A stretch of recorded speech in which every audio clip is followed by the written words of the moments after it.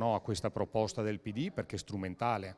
Teniamo presente che se ne è discusso già in commissione, i medici di base hanno chiesto un'audizione, sono stati subito ascoltati. Abbiamo detto anche che in commissione si svolgono i lavori e quindi i tecnici di riferimento, ed è già passato il dottor Mantoan e anche l'assessore per parlare del problema, e comunque si possono riunire altre commissioni per discutere oggettivamente del problema segnalato dai medici di base. Quindi siamo d'accordo a una discussione, a un'apertura di dialogo con i medici di base, ma non accettiamo che questa situazione possa essere presa da pretesto per una appartenenza politica del PD e quindi usarla strumentalmente oggi con un consiglio straordinario che avevano detto di non fare qualora ci fosse stata audizione dell'assessore e del direttore Mantoan in commissione, e questo è avvenuto. Credo che sia arrivato il momento di aprire un tavolo di discussione in maniera però pacata e rilassata, ovvero dove ognuno di noi, sia che riguarda la Regione sia che riguardano i medici base, non pone precondizioni. Oggettivamente sul tavolo, dati alla mano, questioni alla mano, ci si parla, ci si guarda negli occhi e si trovano le soluzioni ai problemi sia che riguardino la Regione sia che riguardino i medici di base. La Giunta Veneta ha sempre avuto molta attenzione, l'ha dimostrato con il piano approvato nel 2012 e lo stiamo dimostrando anche adesso con l'approvazione prossima di circa 900 posti letto di strutture intermedie, quindi a beneficio soprattutto di pazienti fragili ed anziani, e lo dimostreremo con la revisione del piano che è in itinere e di conseguenza con come dire, le nuove ricontrattazioni, se così possiamo chiamarle, con i medici di medicina generale, piuttosto che con i medici ospedalieri, piuttosto che con tutte quante le rappresentanze sindacali della Regione Veneto nell'ambito sanitario. Abbiamo chiesto che si realizzi quanto è scritto sul piano sociosanitario.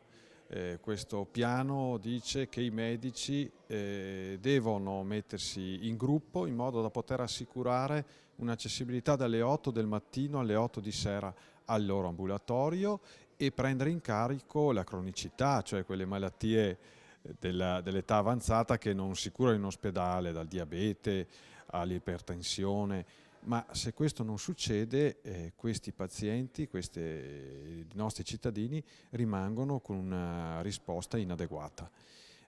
Questo medicine di gruppo sono fermi al palo, i medici le hanno denunciato con questa astensione dal lavoro, che è il campanello d'allarme che ci ha fatto chiedere questo consiglio. 3 richieste precise. La prima è riaprire le trattative con le rappresentanze dei medici di medicina generale. La seconda è attivare i posti letto negli ospedali di comunità, 1000 che stanno sulla carta ma non sul territorio, e infine avviare la riforma dei centri servizi per gli anziani, le nostre case di riposo.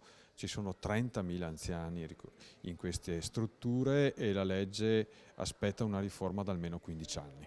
Eravamo disponibili a rivedere gli impegni della Giunta di fronte alla mozione che avevamo presentato. Eravamo disponibili ad un atteggiamento costruttivo proprio per superare positivamente i motivi dello sciopero dei medici di base, dare una risposta al territorio, soprattutto alle persone più fragili e deboli, per attivare le medicine di gruppo integrate, gli ospedali di comunità, trovare un percorso significativo. La risposta della destra leghista è stata di chiusura totale. Veramente vuol dire ridurre il Consiglio regionale ormai ad una farsa. Noi possiamo parlare, proporre, avere gli atteggiamenti costruttivi, possiamo denunciare, possiamo presentare progetti, sanno solo dire di no, sanno solo ridurre il Consiglio regionale ad una istituzione vuota per quello che riguarda l'azione politica che invece il Veneto merita, perché il Veneto è eccellenza in sanità, il Veneto deve essere sviluppo. In questo caso stanno riducendo il Veneto ad una